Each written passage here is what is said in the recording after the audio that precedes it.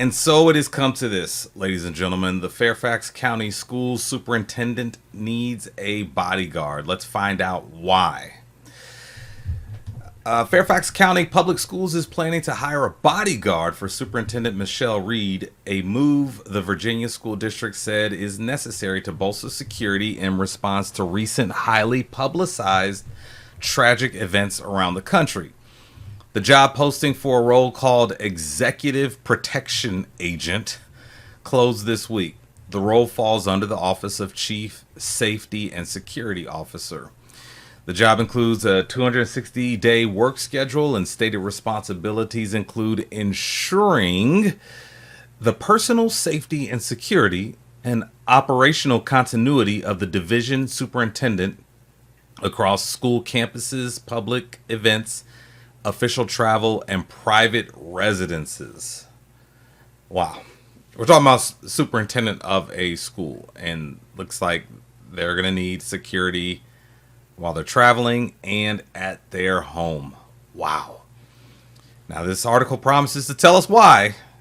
It could pay over $140,000 depending on experience. The role requires 5 years of related experience. Now, how do you think the teachers feel about that?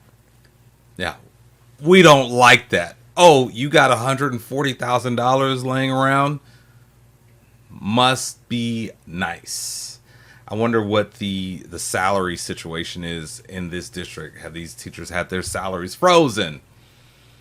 I don't know. We'll do some research on that.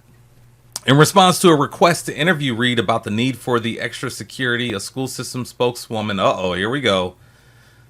Spokeswoman massaged this statement that they shared that said the district prioritizes safety and the highly publicized tragic events around the country over the last several months illustrate the need to intensify and enhance security protocols at all organizations.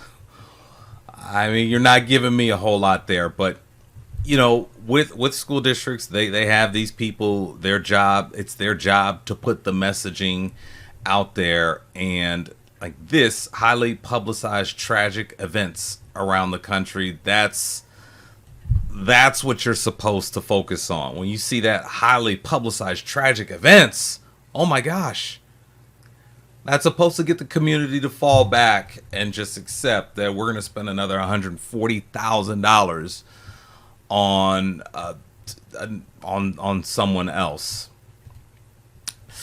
Okay, let's go. A school district source who asked not to be named openly discuss sensitive information said Reed has received credible threats, and that's obviously that's bad, but I just wonder, I wonder if that's something that happens a lot and we just don't really hear about it.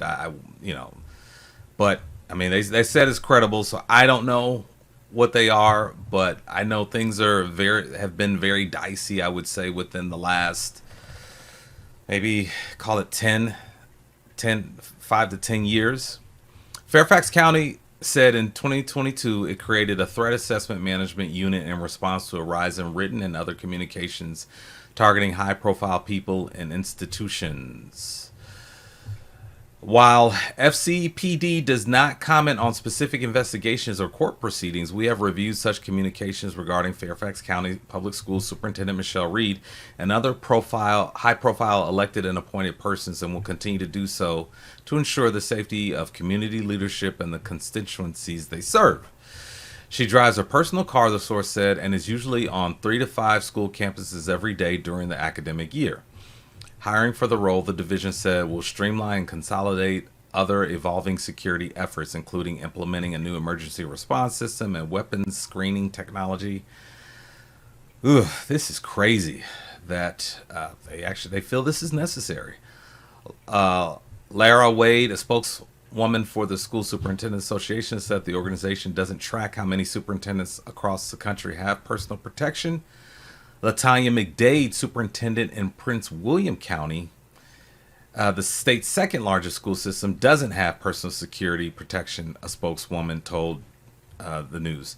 Critics of Fairfax County Public Schools' decision to hire Bodyguard for Reed question whether it's the best use of taxpayer funds. And they're allowed to raise that question, especially considering the second largest district does not have a bodyguard for the superintendent.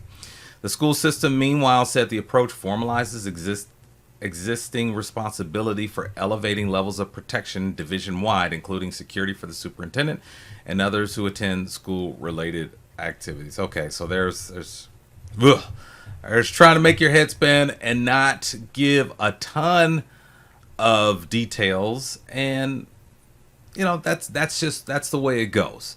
You're not getting a ton of details, but you're getting those buzzwords: formalizing existing responsibility, elevating levels of protection division wide, and then you throw in the safety of the community.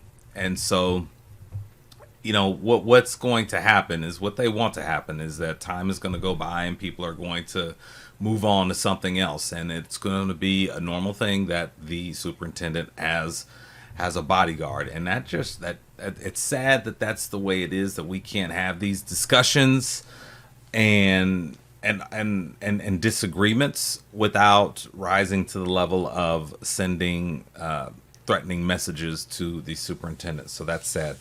So we'll keep an eye on that. As the school year moves on.